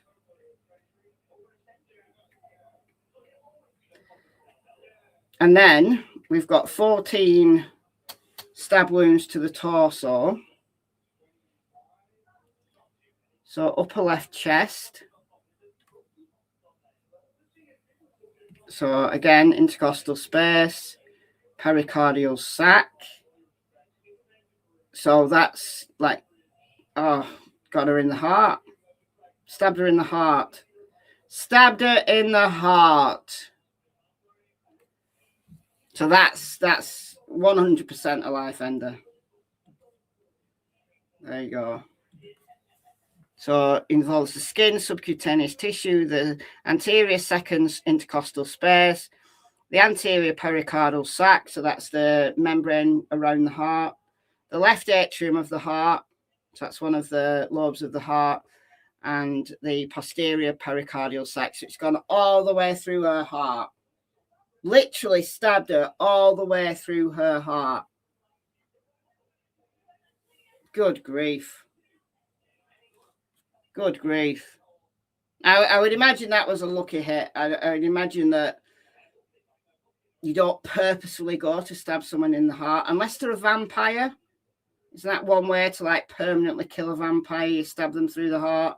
But you don't generally find that kind of wound unless it's, you know, accident. Like it's not an intentional. But who knows? Who knows? Who knows? So 100 milliliters of blood and blood clot within the pericardial sac. Approximately a litre, 1,000 milliliters of blood within the left chest cavity. So she's bleeding out from the jugular, but she's also bleeding into her chest cavity. So there's no way, absolutely zero way that any of these people could have survived. If Dylan is ever, you know, has ever been concerned or feeling guilty and wretched about not calling the cops, she has nothing to feel guilty about. These poor, innocent young women and men would have died anywhere. The cops, by the time the cops got there, they would have bled out. They would be dead. There was no saving them. Even if there was a paramedic right there, the chances of them being saved is zero. When you've got this level of bleeding. So the wound tracks from front to back, right to left, slightly downward to a depth of approximately 6 inches. So literally all the way through her chest, through her heart, and out the other side of her heart. And then it carries on the medial upper right chest. So we've now got that one, minimally hemorrhagic. So skin, subcutaneous tissue, and musculature.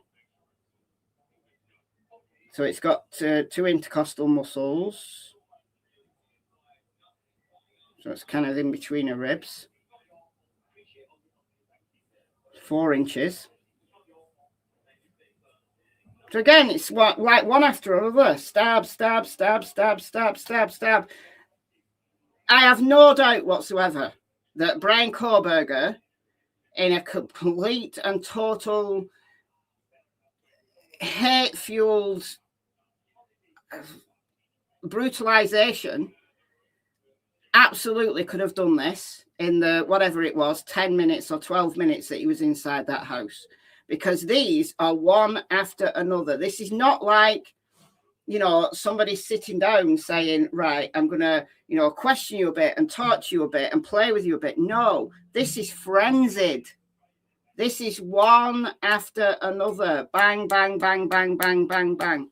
One after another.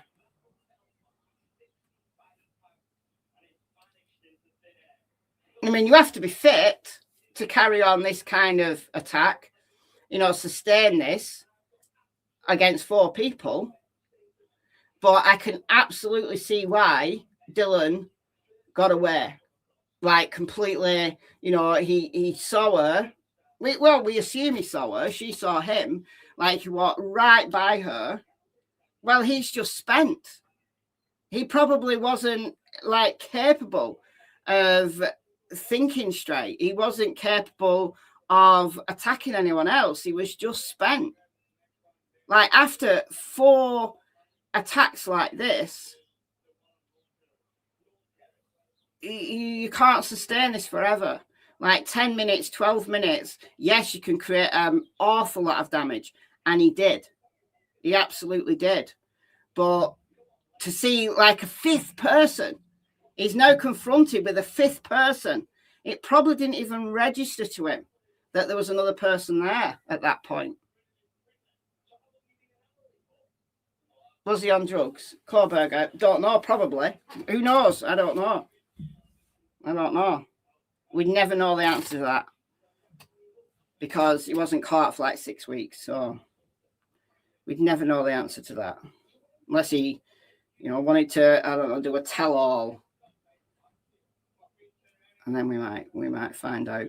But maybe he was. Maybe he was. Okay, so now we've got lung damage. So we've got a wound from the skin, soft tissue, right lateral 5th intercostal space. So right lung, so middle lung, lobe of the right lung, and the right lung hilum. I don't even know what that is, hilum. Well, that's into the lung. So it's gone through her heart, and then we've got another wound that's in the lung. So the right pulmonary artery and vein are perforated. That's another life ender. Approximately 500 milliliters of blood in the right chest cavity. So once again, like the others, she's got 1,000 milliliters of blood in her left chest cavity, and then she's got 500 milliliters of blood in the right chest cavity. These are horrific injuries. They are completely unsurvivable.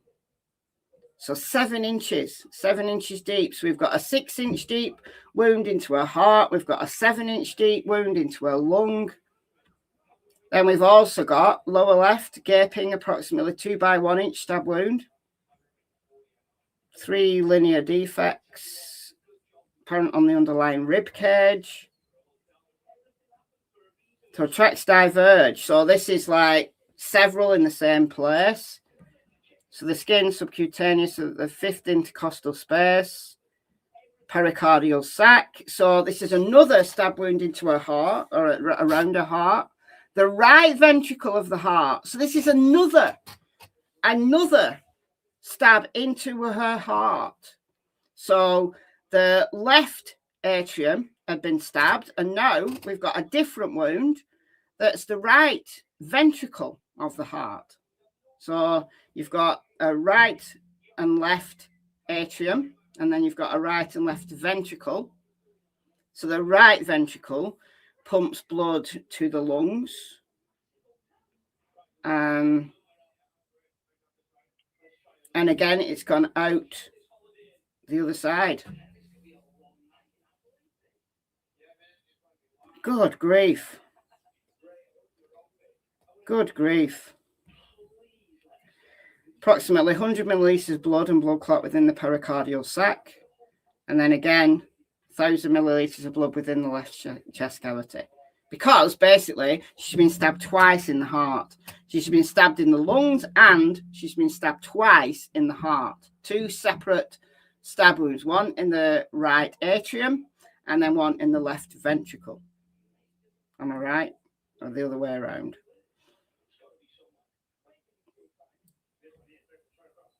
Let me find it.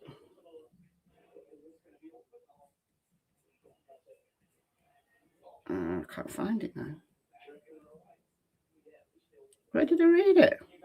Oh, the right ventricle, sorry. The right ventricle, not the left ventricle. The right ventricle. So it was the left atrium and the right ventricle. Okay. Right abdomen. Gaping stab wound. So probably 2.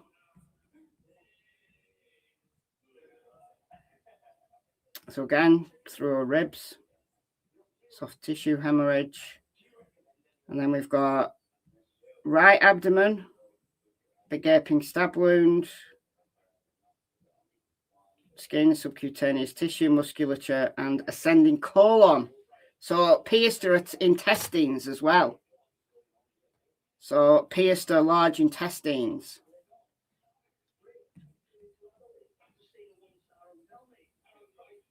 Good grief. So that's a 3-inch wound. So depth of 3 inches. Upper right back, 2 gaping linear incised defects. So I think these are when she's running, like she's running away. These were probably the first injuries.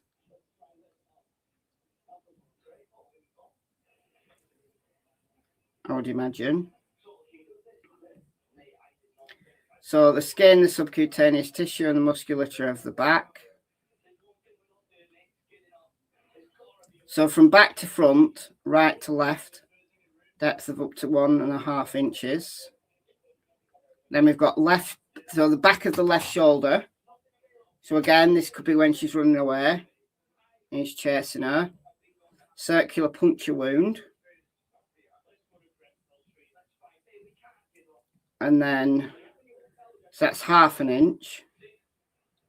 And then we've got incised wounds, 15 incised wounds to the right upper extremities. So again, I think these are defensive. So the deltoid region of the right arm, gaping wound.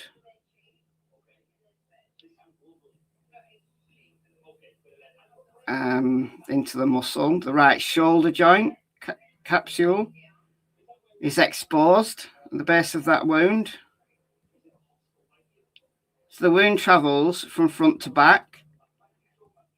So again, this is defensive. So she's now facing him.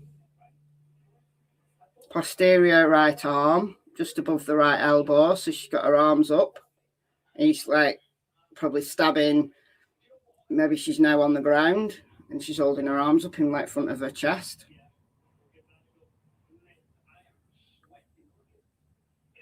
So the skin proximal to this wound shows approximately, so skin defects surrounding yellow abrasion. So again, she's had to be alive for a few minutes to get this. So interesting. This wound travels from the decedent's back to front. So where was this to?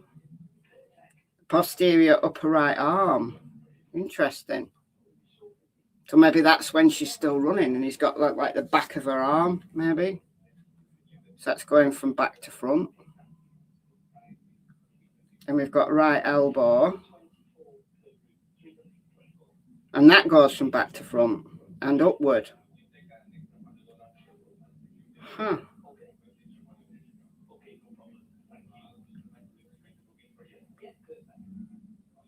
Then we've got dorsal right forearm, gaping wound.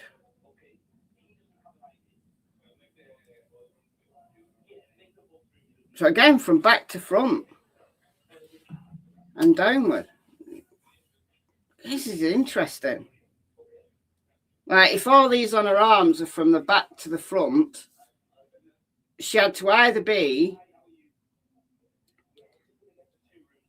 She had to be facing away from him, I think, to go from back to front.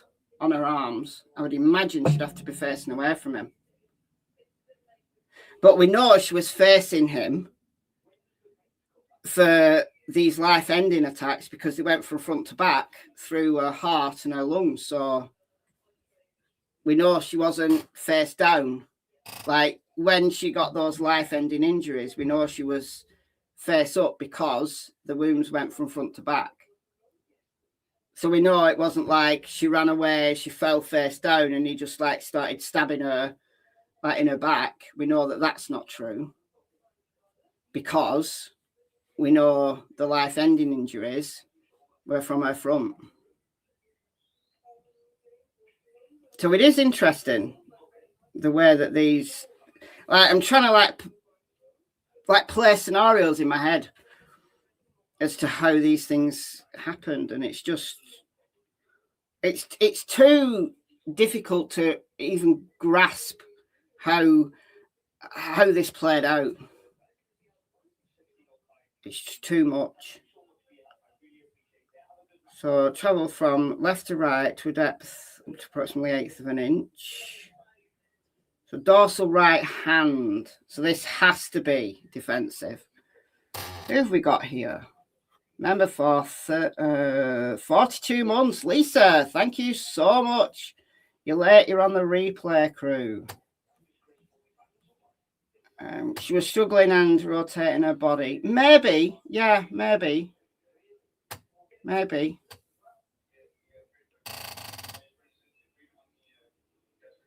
Maybe. Like if she's like squirming, trying to get, like she's on the ground now, but she's trying to get away.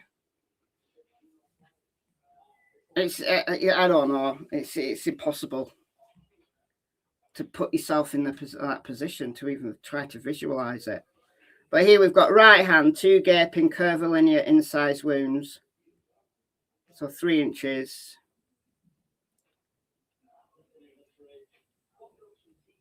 Okay, so the wound travels from back to front and upward.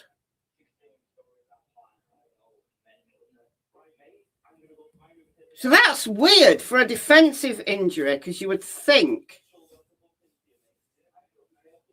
dorsal right hand. So, yeah, she must have been like flailing around, like maybe flailing her arms around. Maybe. And then we've got 6 linear, curvilinear incised wounds. The digits of the right hand, tip of the thumb, 2 on the dorsal index finger, 2 on the dorsal 3rd finger, and 1 on the dorsal 4th finger. The thumbnail and the nail bed. The tip of the thumb is partially amputated. So the knife's gone like basically through her thumb. Again, back to front. Depth of approximately 1/4 of an inch.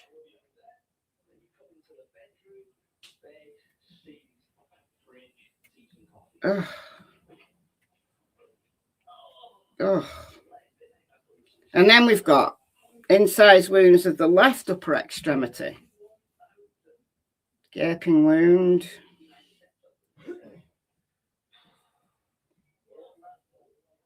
To the antecubital fossa. I don't know where that is.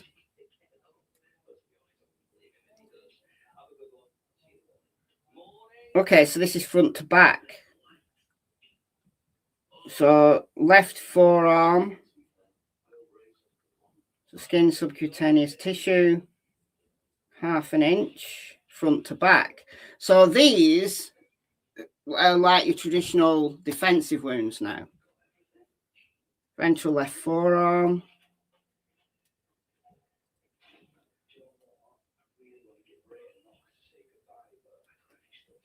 Okay, and then we've got dorsal left forearm gaping wound.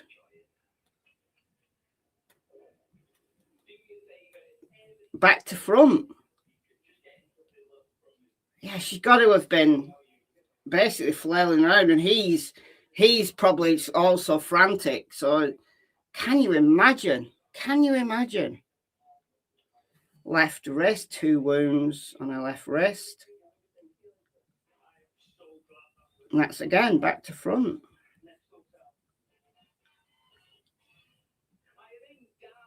Again, back to front. Left palm. Good grief. Oh, it's gone through the bone. The hammer and capitate bones of the hand. I don't know which bones they are specifically.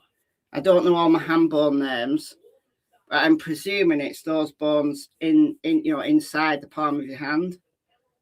Good grief. Oh, the tendons and muscles of the hands are transected and the bones are incised. So it's literally cut through the bones. It's cut through the bones of her hand. So 2 stab wounds in her heart, 1 in her lung, and 1 that has cut the bones of her hand. This is nuts. This is brutal. Brutal. Lower extremities. Okay, so right shin. So she has to be on her back, basically kicking him now. She has to be. To get wounds like this. So front to back, depth of approximately 1/4 inch. And then we've got a right calf. So again, it's the front, the skin, anterior, subcutaneous tissue. So from left to right up to a depth of approximately 1/4 inch. And then finally, the left knee. So from the front to back, depth of approximately 1/2 inch. So those, I think she's on her back kicking him now. And he's like standing over her, slashing. You know, he's relatively superficial wounds on her legs. Good grief. So again, we've got a similar description of the weapon used. Based on characteristics of the least distorted wounds, findings are consistent with the blade approximately 1 to 3/16 to 1 1/4 inch width and 5/32 and 3/16 in thickness. So it's consistent throughout the different victims with a double-edged segment and a single-edged segment. Again, with the knife moving and twisting and whatever, whether it's double-edged or single-edged, it's probably pretty difficult to tell. And we've now got some blunt force injuries as well. So the right forehead, right, purple contusion, so it's bruising, thorax and abdomen, abrasion. So this could be either he's hit her or he's hit her with the handle. So a purple contusion on the dorsolateral right forearm. So it's maybe where like she's basically blocked him. Imagine those are like blocks, like those bruising, so defensive wounds. So again, perfectly healthy woman. And just totally had a body just annihilated.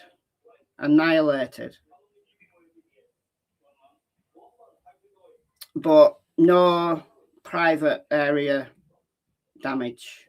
So there's no assay on any of them at all.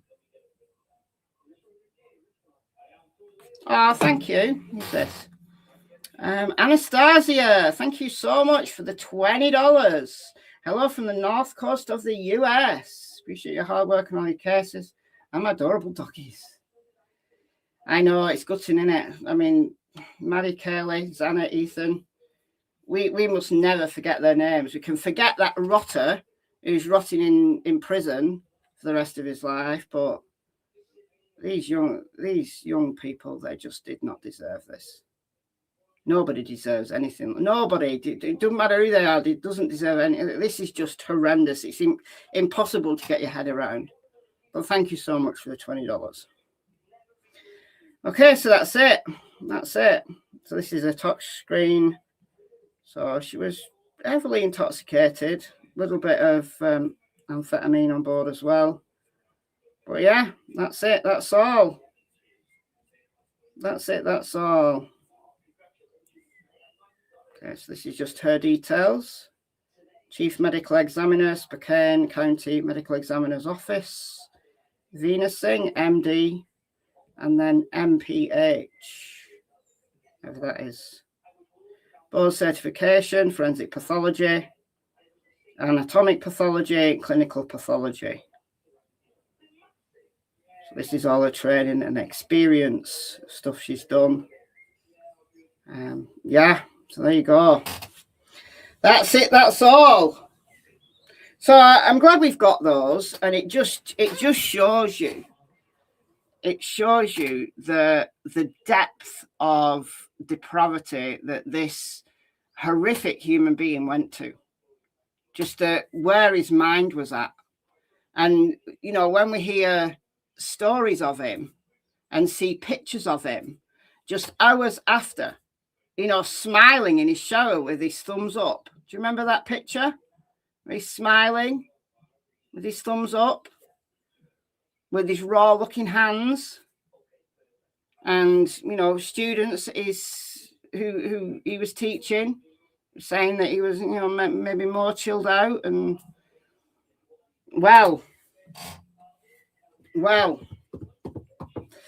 let's just say this. I am very, very, very glad that they caught him when they did, because somebody doing this level of anger, this level of hatred, when you've never committed a crime before that we know of, you may have committed crimes before that we don't know of, but almost certainly never committed murder before, this would have given him one almighty buzz at the time. And then you've got the come down, and then you've got the build up again. So I absolutely believe if he hadn't been caught, sooner or later, he would have done it all over again. I think he would have been the next Ted Bundy. I think that's what he was trying to be. I think that's what he wanted to be, the next Ted Bundy, and have loads of kills and him there with his PhD in criminology. And, you know, people would have written books about him because he would have been this big serial killer that, you know, maybe got caught after the 10th kill. And, you know, he had this big career in criminology. Can you imagine it all being played out in his head like this big fantasy? And he made the mistake. He made the fateful but very fortunate mistake that he left his DNA at the scene. However careful he was, he left his DNA at the scene because he forgot his knife sheath. And we can understand why. This you know, Maddie and Kaylee's murders were so frenzied, so brutal. And then we've got potentially, here's somebody downstairs, like maybe Zana coming upstairs. You can understand why he's now forgotten the knife sheath. So that, very, very fortunately, that he forgot the knife sheath because they had his DNA. The DNA trumps all. And no, it wasn't planted. That's ridiculous. That DNA on that knife sheath came from Brian Koberger when he brutalized Maddie Morgan and Kaylee Gonzalez. No one can tell me any different. Thank you so much, Mandy, for the 5 memberships. Thank you, thank you.